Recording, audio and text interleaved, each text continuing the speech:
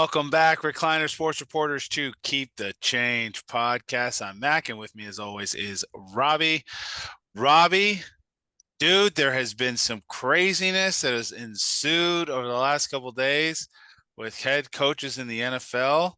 Let's jump right into that. Tell me, what has been like one of your biggest surprises? What's your thoughts on Harbaugh, man? That Harbaugh, that that was my least surprising one. Harbaugh knows that the hammer's coming down on Michigan. They're about to get hit with a USC type death penalty after the Reggie Bush scandal.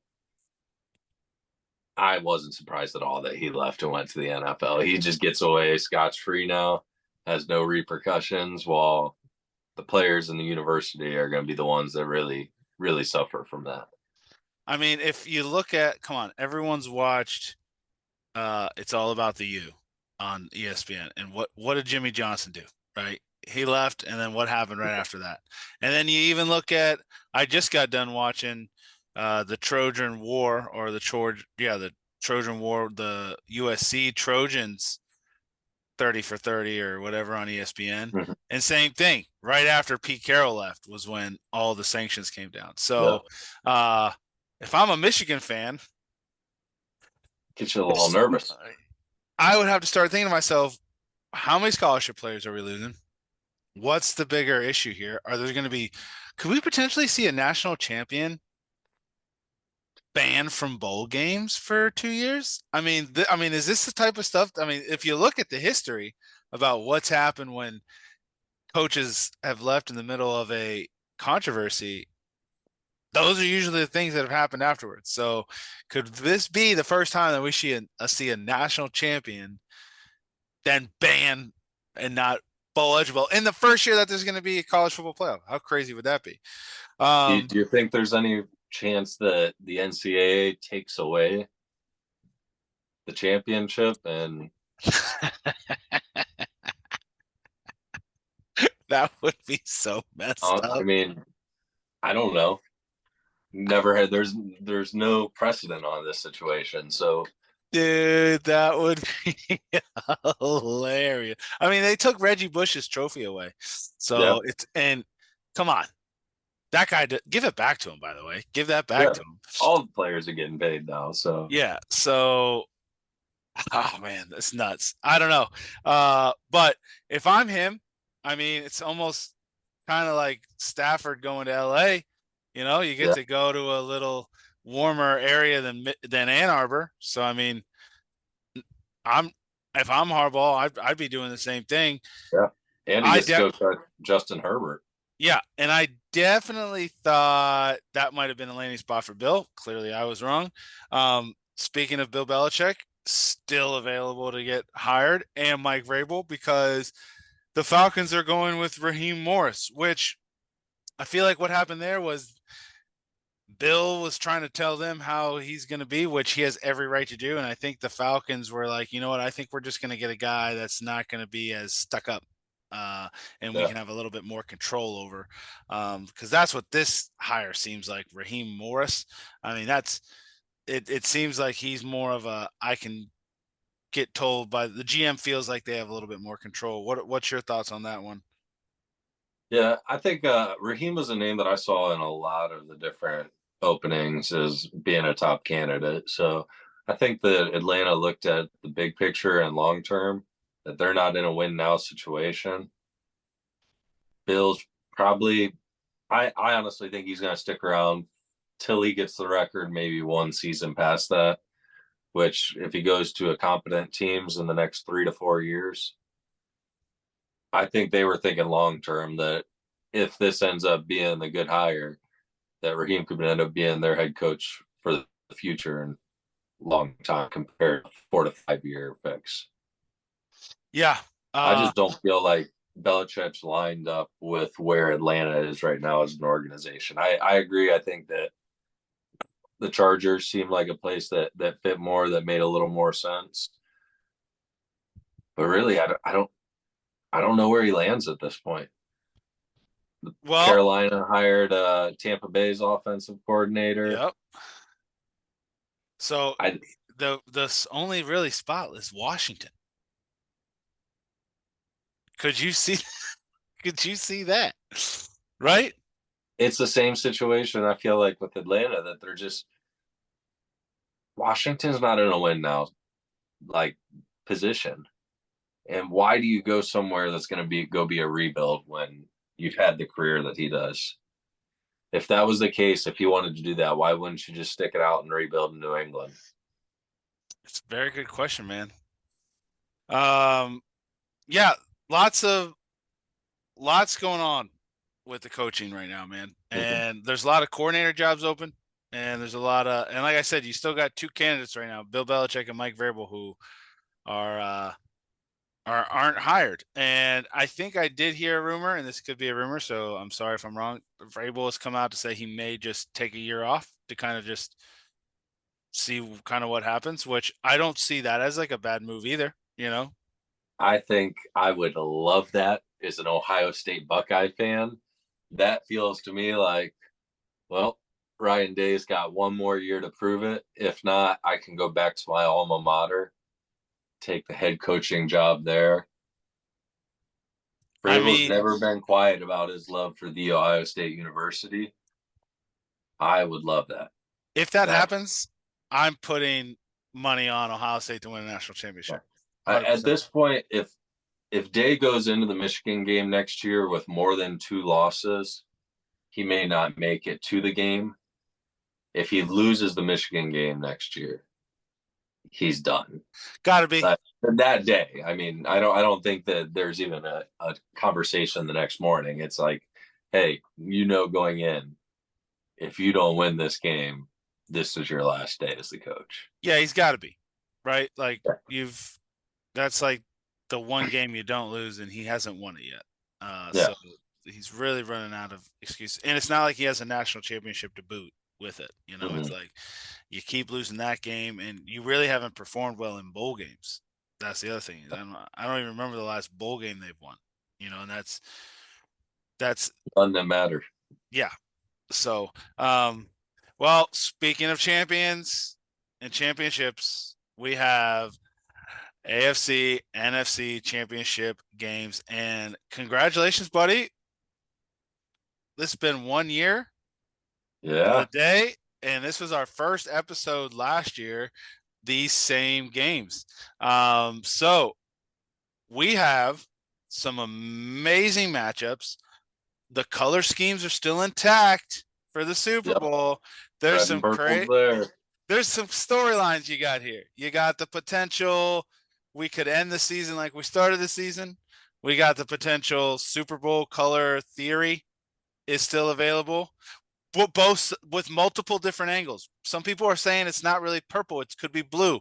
So we could still get Chiefs Lions, and that would still match up the color Yeah. because red and blue make purple. All right, there's Yeah.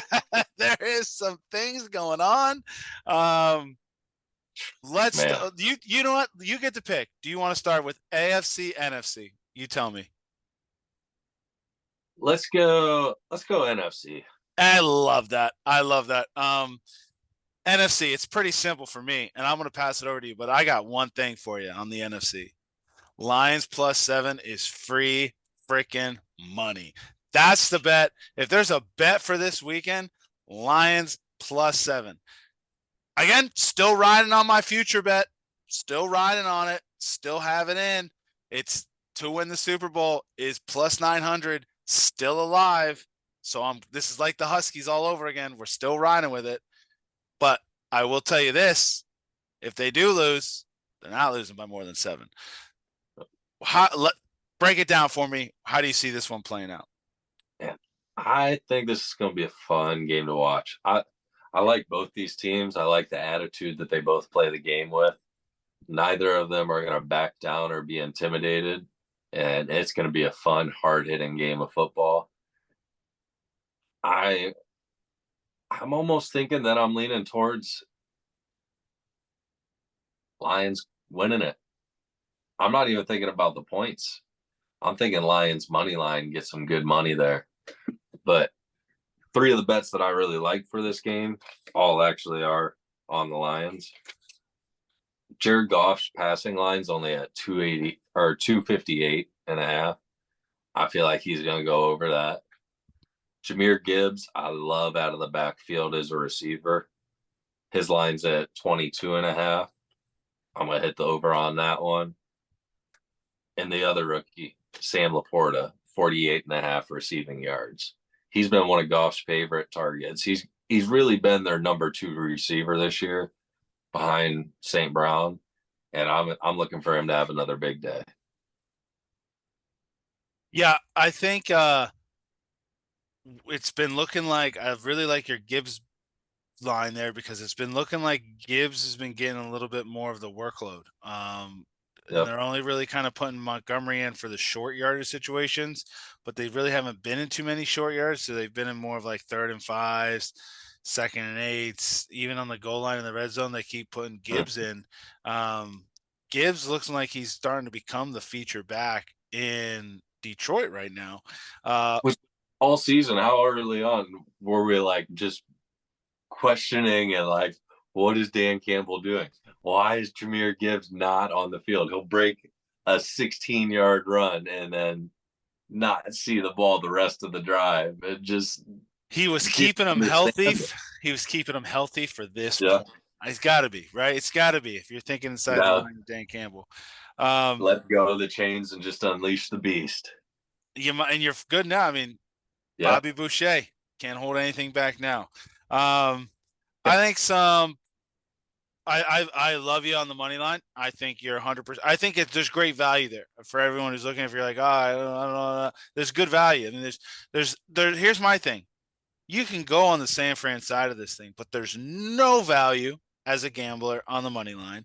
mm-hmm. And we're down to the 2 best teams in the NFC.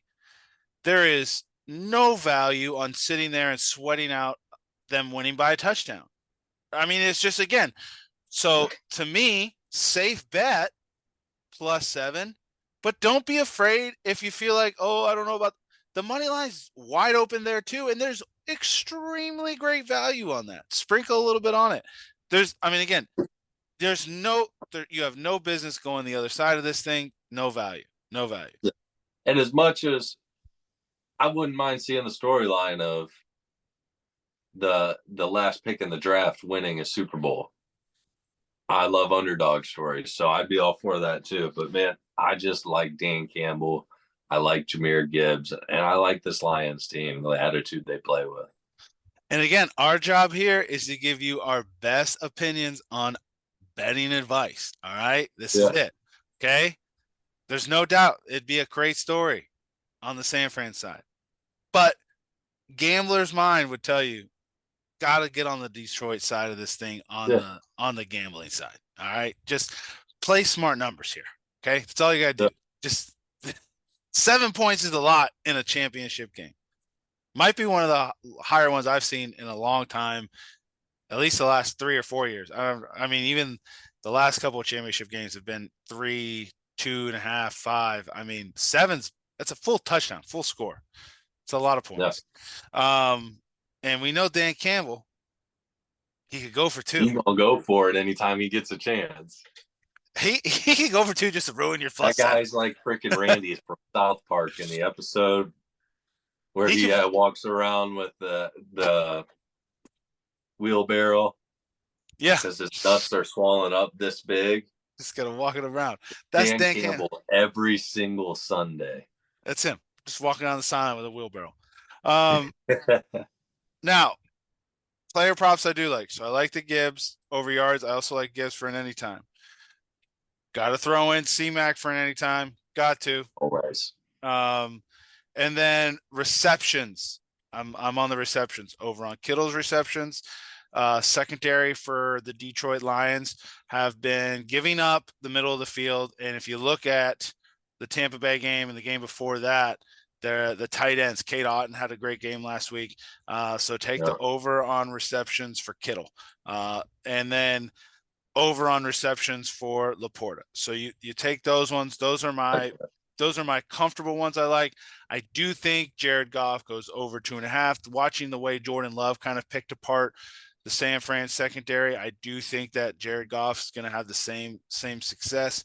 It's really going to come down to the red zone thing. I don't think we're going to see too many like big long touchdowns, but I do think I think really this game is going to be about who can convert in the red zone. Both these teams have shown that they can drive the field and get down there. One of Detroit's biggest problems right now is stalling out. And a Yeah. lot of it, I think, has become just really poor play calling down there in the red zone. Um, you look at San Fran's first half against Green Bay, kind of the similar thing. They figured it out in the fourth quarter. Clearly, Mhm. they did. But a lot of those came on the back of Christian McCaffrey breaking out big runs. So, what team can run the ball well, and who can convert in the red zone for touchdowns? Field goals aren't winning you. This is the NFC Championship. Field goals aren't winning this thing. You got to score touchdowns. So I think I like the over 1.5. And then on the flip side, same thing. I like Brock Purdy at 1.5 too, because I think if there's a weak spot in Detroit right now, it's their secondary. I think Detroit's secondary is not the worst in the league, but that's definitely, if you look at like what's the chink in the armor for the Lions right now, their secondary has been known to give up plays. I mean, look at even the Buccaneers that last game, that you're up 14 and you let Baker Mayfield go pretty much 6 plays in like 30 seconds right down the field explosively. Yeah. So secondary's clearly a chink in that armor. So I would take Brock Purdy on his overpassing touchdowns on that as well. All right. Any final ones on this one? I think just before I get over to you on this one, it is, take a note.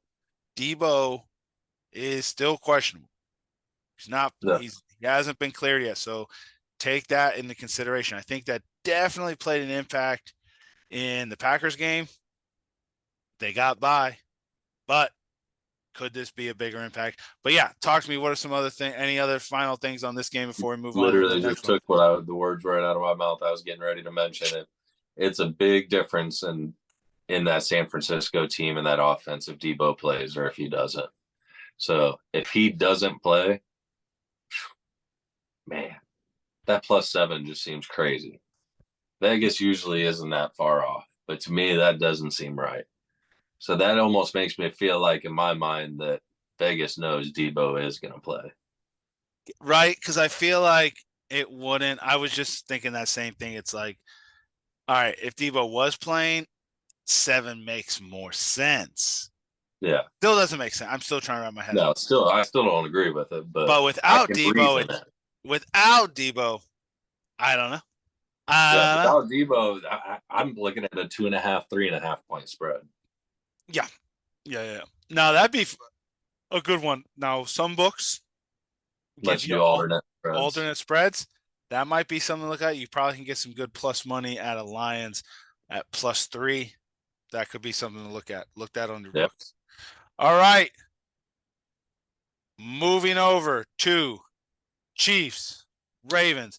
And I do want to start this by saying, once again, we have the Chiefs, which, okay, yeah, we have the Chiefs.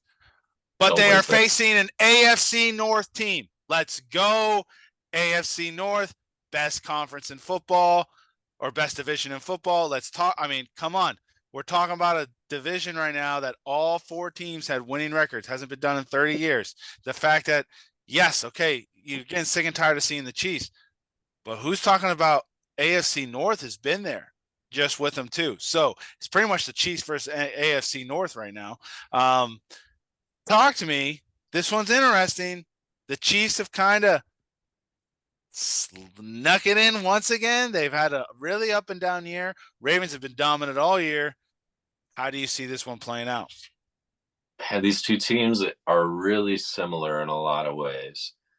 This year, both of them had their success when their defense was playing well, which has been a good majority of the time. Both these teams' defenses really carried them to the playoffs. But they have two of the most explosive, exciting quarterbacks in football. Either guy could end up 4 or 5 touchdowns any given day. Personally, it's hard for me to cheer for either of these teams, but I really think I can't bet against Mahomes at this point. I think he's just finally reached that point where, there was a long time with Brady. I just wouldn't bet against him. Didn't always want him to win. Didn't always think he was going to win, but I just don't feel comfortable betting against him. So I feel like I'm going to ride with the Chiefs on this game. A couple of the lines that I liked. I like Kelsey's receiving yards, 62.5. When the moments get big, Pat looks for him. They got a good bond. And yeah, Kelsey just likes the limelight. He likes the attention. He likes the big moment. So I'm waiting for him to show out. Another one, I think that Mahomes' passing yards are quite low, set at 240.5 on DraftKings right now. I feel like that is a super good bet. Yeah, I agree with you on that one, especially with the Ravens secondary. Um, they play really aggressive at times, and they've been known Mhm. to kind of give up those deep balls. And when you're talking about Patrick Mahomes, he's a guy who knows how to extend play. So it's not just you have to guard a receiver. The Chiefs offense is so crazy because you don't have to just guard receivers for their routes. Their scramble patterns are unlike any other in the NFL. These receivers just know when to break off and start becoming. They pretty much have like two pass plays going at one time, and that's very hard for a DB to cover. Yeah. How many times do you see it? The Chief Pat Mahomes just throws it to someone wide open in the middle of the field, and they're just good at it. Yep. A lot of these times they've been dropping them this year, but they've seemed to start catching some balls. And here's why I love the Chiefs. Isaiah Pacheco. This man runs like he's mad at the ground. I love everything about this kid. He runs hard. Um, they have a tough go now with this Ravens defensive front who's been pretty good against the rush, but there have been teams who've had success against this Ravens D line in the run game. Isaiah Pacheco is up there when you talk about level of backs in this league. And I think Pacheco is going to get this thing done. I love Pacheco again for an anytime touchdown. I like Pacheco on his over on yards. I agree with you on the Pat Mahomes over on his passing yards. The passing touchdowns are what's going to worry me a little bit here because I don't. Every part of me thinks that he's going to go over 1.5. But I have this other weird scenario where they get down there and he runs one in, Pacheco runs one in, and he Throws one. throws one, right? Throws one, and then the rest Yeah. is settled by field goals. Right? Like it's like I you know. see how many times have you seen that? 27-24 game again, 27-21. How many Yeah. times have we seen him run for one, pass for one, hand off for one, and then field goals to win? I mean, Yeah. come on. So It could happen. I'm staying away from his passing touchdowns, but I do like his yards. I do like his yards. Now, Lamar Jackson, he's a whole other human being. Well, how do you bet this guy? Because he can throw, he can run. So I think for me, the bet that I like is anytime touchdown for Lamar Jackson. The guy clearly and offensive coordinators clearly are putting the ball in this man's hand to win. All right, he's doing things that you shouldn't even do.